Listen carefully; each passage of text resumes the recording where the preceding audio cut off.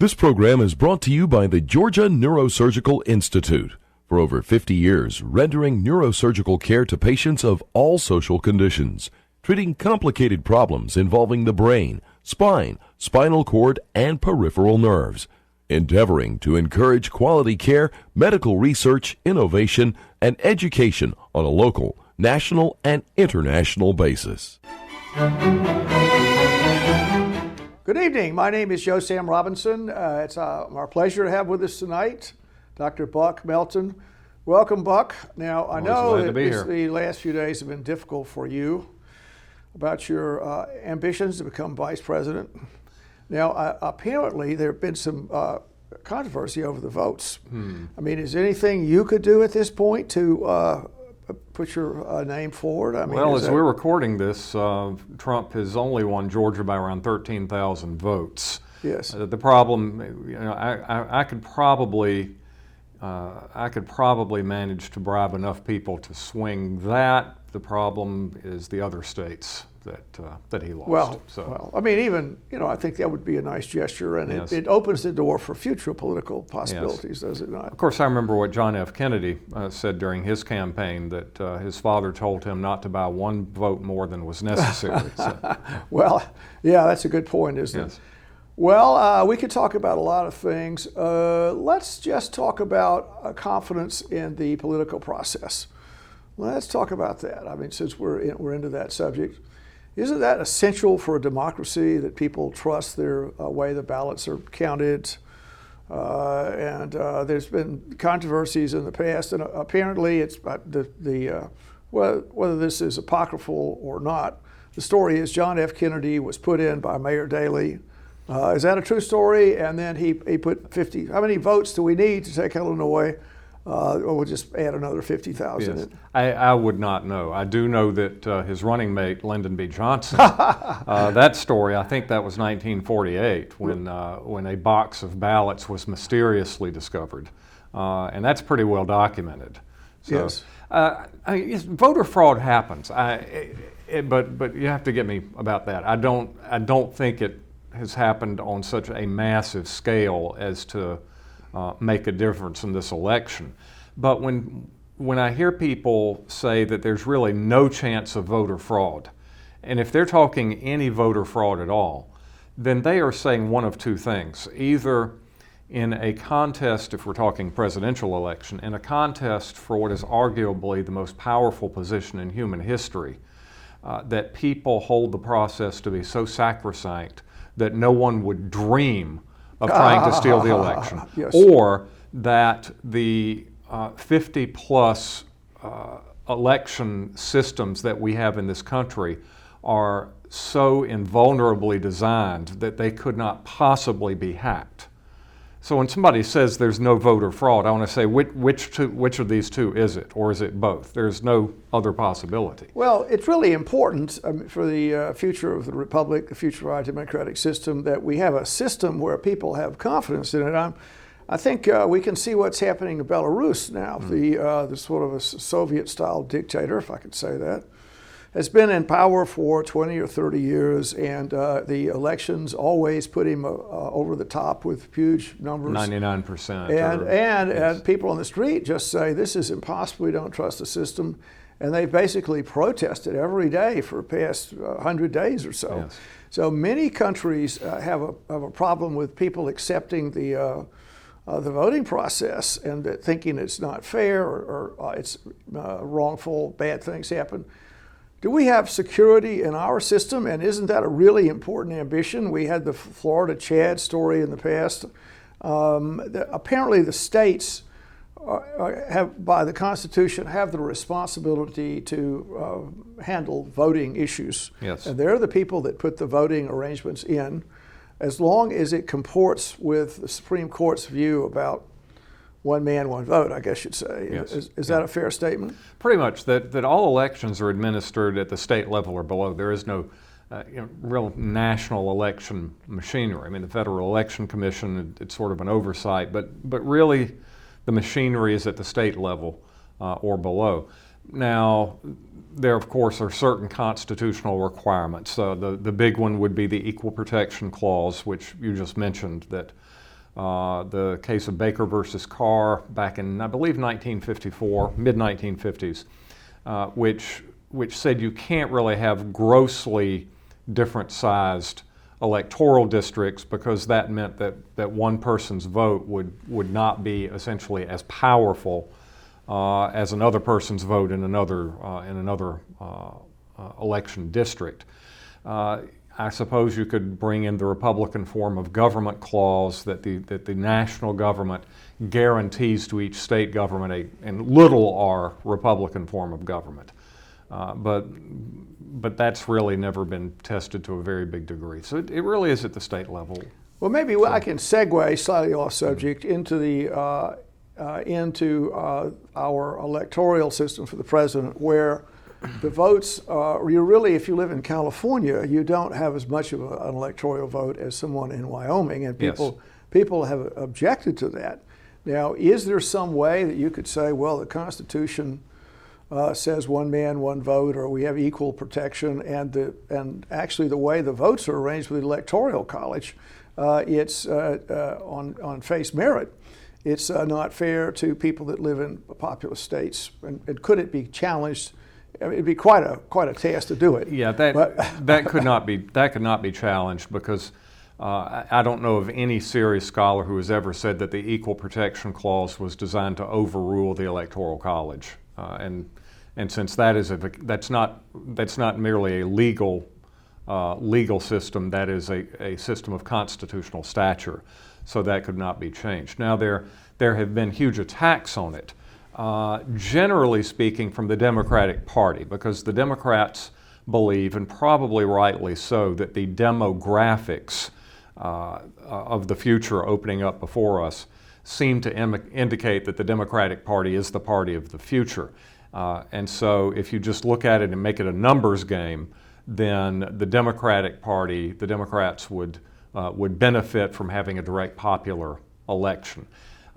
And so one of their grounds of attack has been that the Electoral College is at least partly a child of Southern white slaveholders who are trying to maximize their impact on on Congress, and so thereby, if you tar it with that brush, it's got to go. So I won't overkill this, but slavery was legal in New York State at the time the Constitution was propagated, and probably in Massachusetts as well. Yeah. So slavery was really legal, I believe, almost everywhere. Yes. But moving along on this subject, an issue I think is you mentioned the Democratic Party, and you mentioned our confidence. We're on the subject of confidence in our electoral system.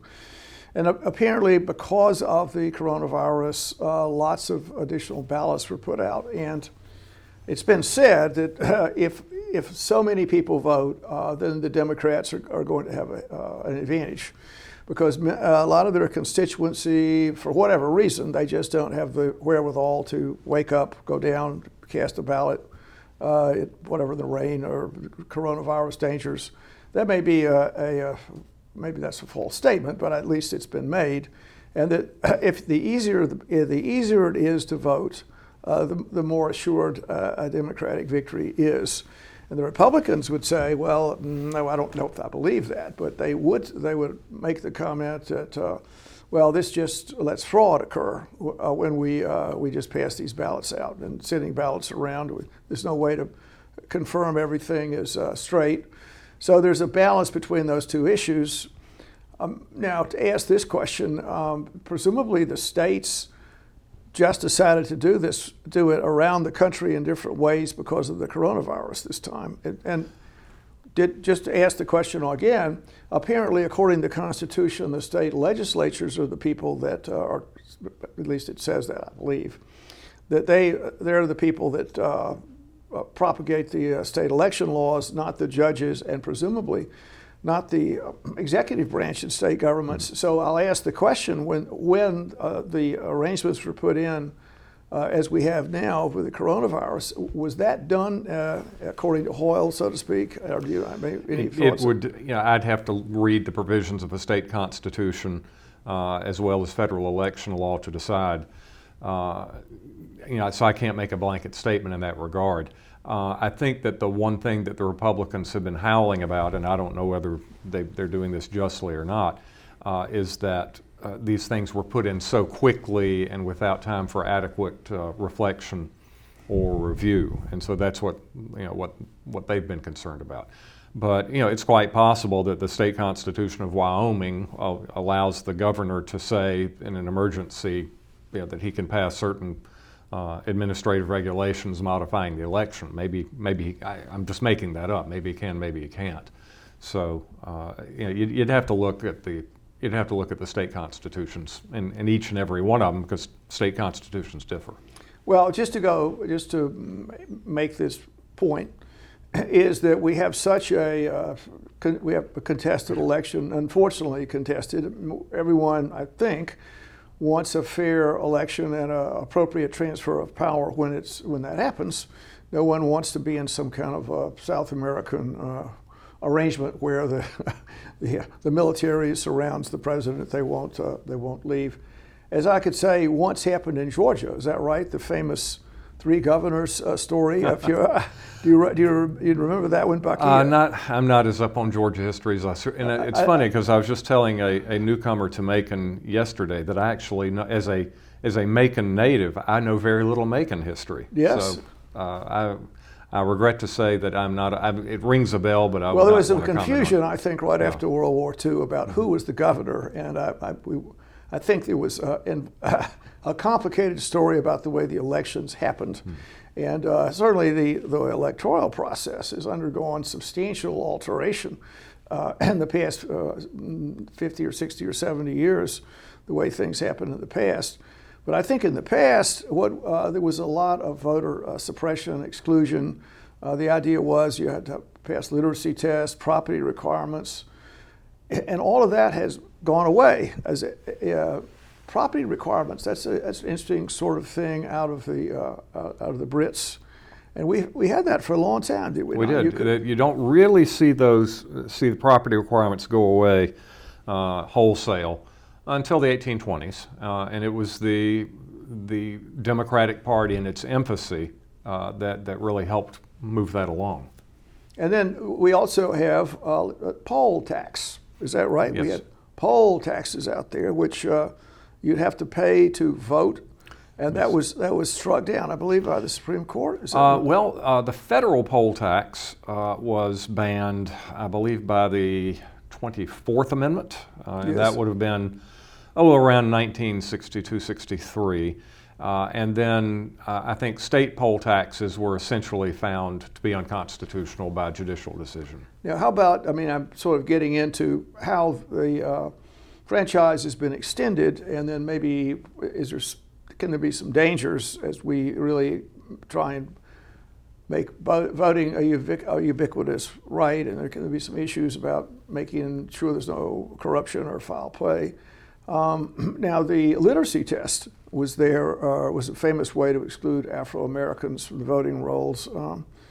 And you'd have to interpret the Constitution, is that right? Well, it wasn't so much, and I think you can argue it on two levels, that a literacy test, is it unconstitutional on its face or is it unconstitutional as applied?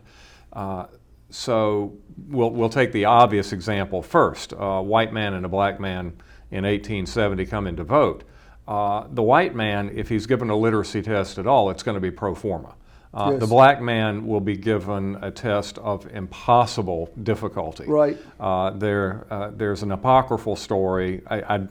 I don't know the details of it, so I can't say for sure that it's true, but I have no doubt that it is. That there was an African American Jesuit seminary student in New Orleans, and they gave him the Constitution to read in Greek. He had no problem with it. They gave it to him in Hebrew. He had not taken Hebrew yet, and so he failed, and so he was not allowed to vote. Yeah, that's great. He read the Constitution in Latin and in Greek, but they got him on Hebrew.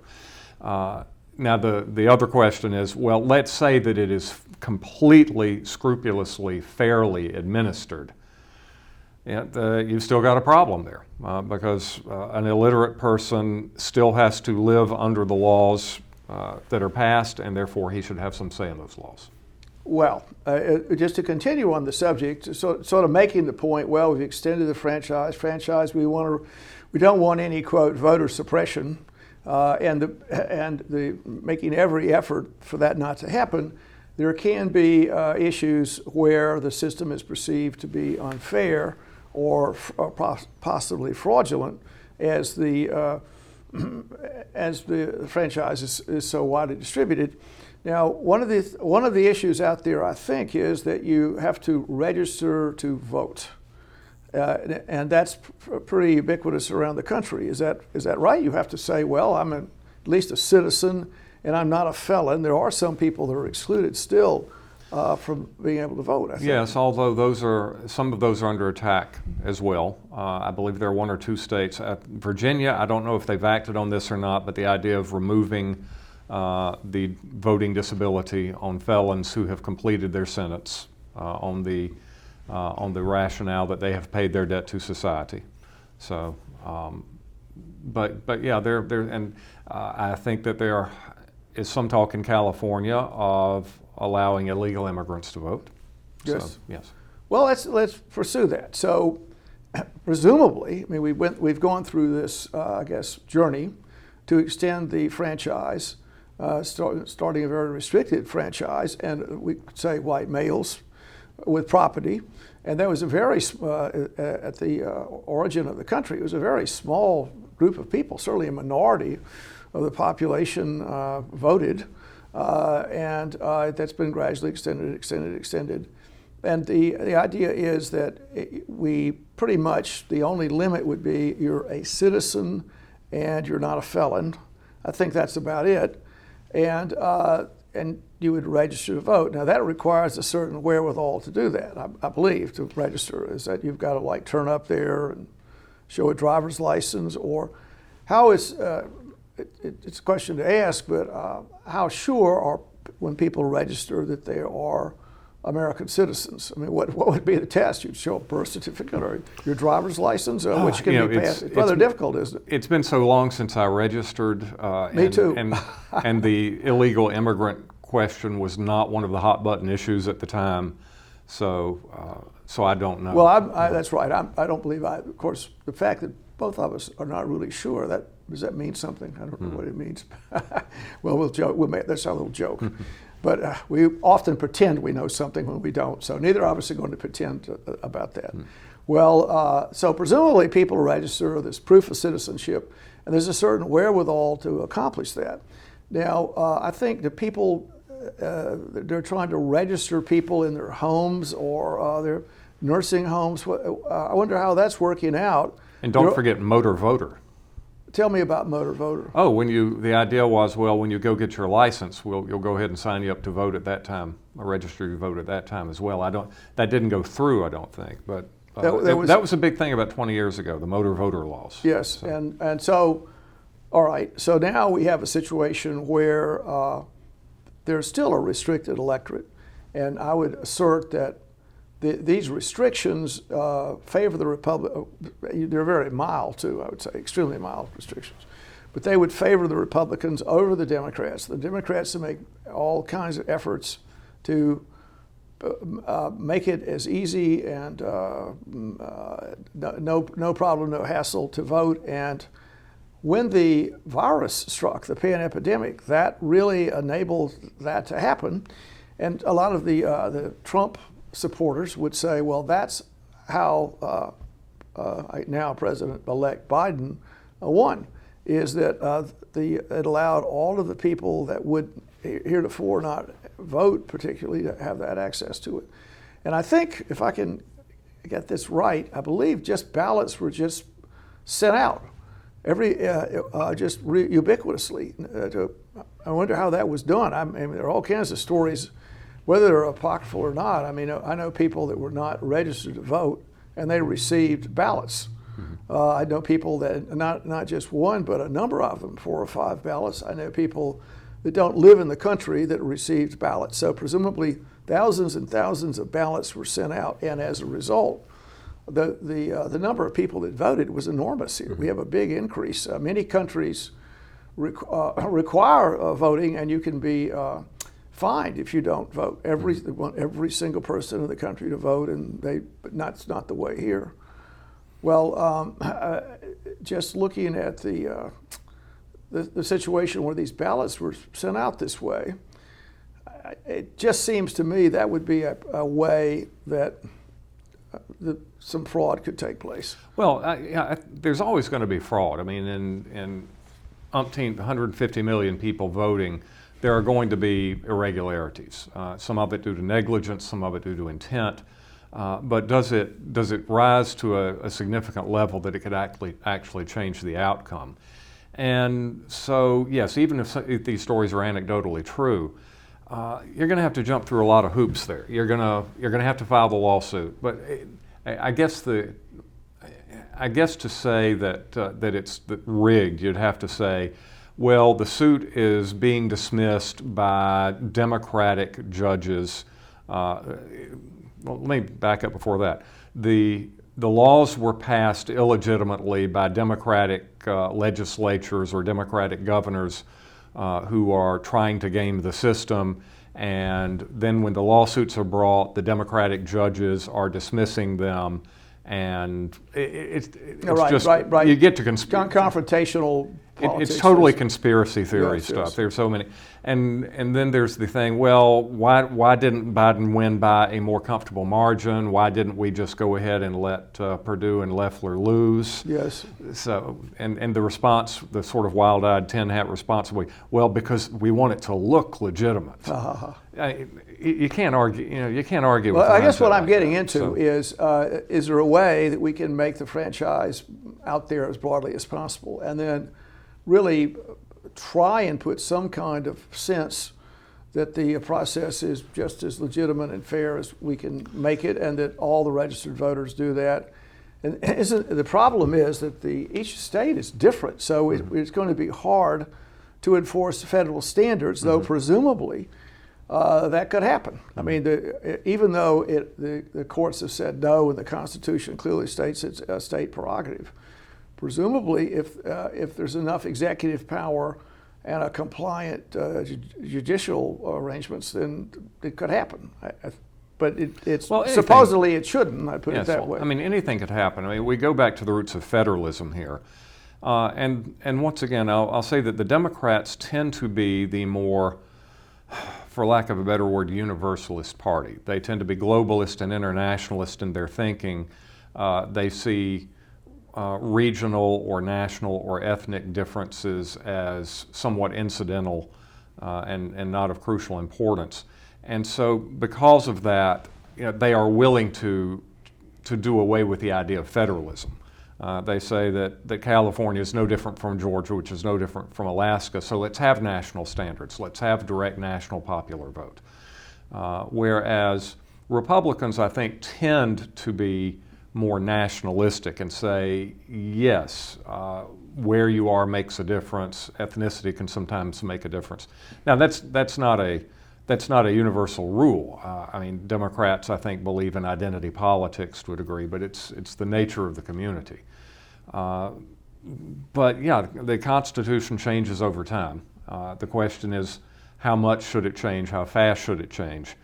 But something that is that hardwired into the Constitution would be very, very hard to change by judicial fiat. Well, I mean, just going through this, I mean, it would appear to me one of the things that would be very useful for the Democrats, assuming they go into power, would be to really, really chomp down and answer all of the allegations that are out there, make a huge effort to establish our voting arrangements as just beyond knavery. We're just going to be absolutely certain that everything, even though it's in the state's prerogative to do this, everyone should feel quite secure that there's not, that we made a little joke about Mayor Daley packing the election. And indeed, another thing that's often brought up are, particularly in large urban centers, the idea that votes there's some corruption going on in voting, and indeed, occasionally people go to prison for some kind of knavery in regards to that. And I think that's what's happened now in this election. particularly the way the votes came in, that raises a lot of paranoia. Let's say in Georgia, well, all these votes came in from Fulton County and DeKalb late in the day, and that seems to be a problem. And also the issue about supposedly there's supposed to be some observers in different areas doing this, and that wasn't the case.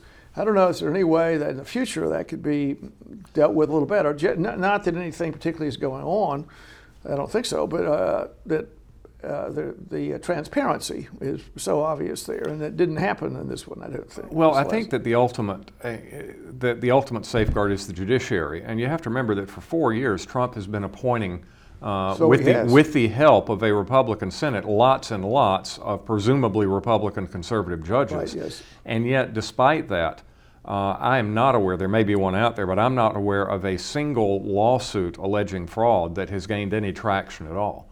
So you have to think, if there's something out there, these extremely well-financed lawyers in a half a dozen states would have turned up something that a judge would not have dismissed out of hand. Well, I think one of the things that happened is that, well, if there's some kind of de minimis event that's taken place, we're just not going to pursue that. I mean, okay, you have 5 votes that maybe weren't counted, or the machine didn't work one day, and the number of votes are quite small. It would really make a difference. I believe that's a major thing going on. Not to say there are these some things happen, small little de minimis events. And thus, the judges would be loath to do anything, particularly with the time that's going on. I think one of the issues, as I understand this, is that the Electoral College meets in December. It does. And then they say, well, here are the votes, and then they declare the winner at that point.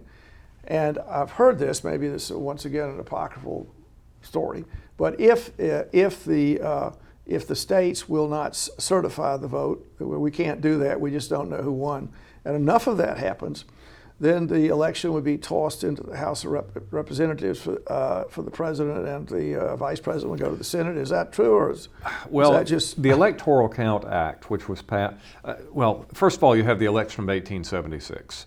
And in the election of 1876, there were 3 states that each of these 3 states, one of which was Florida, yes. South Carolina, and Louisiana, sent 2 different sets of electoral votes, and so you didn't know which one the proper one was. Yes. At that point, it doesn't go to the House. There's a massive problem. I hate to say this. I've gotten the word that we're running low on time, so just as we're getting into this, we could continue it in another episode. Yes, well, we might well. I think we're getting near the conclusion of our remarks here, and Georgia is facing this huge, tremendous election for the senators coming up that has national and world importance. And we certainly need to be paying a huge amount of attention to, in Georgia and our local turf here, that everyone believes the votes are going to be fairly accomplished, and there's particular attention to that. So we can, on that note, go forward, Buck. And once again, my condolences for the electoral nip you've received. But it was fraud. Don't give up. I should be the vice president. Do not give up, Buck. Remember, there's the future beckons. Well, thank you for being here tonight. Thank you, sir. Thank you. This program is brought to you by the Georgia Neurosurgical Institute. For over 50 years, rendering neurosurgical care to patients of all social conditions, treating complicated problems involving the brain, spine, spinal cord, and peripheral nerves, endeavoring to encourage quality care, medical research, innovation, and education on a local, national, and international basis.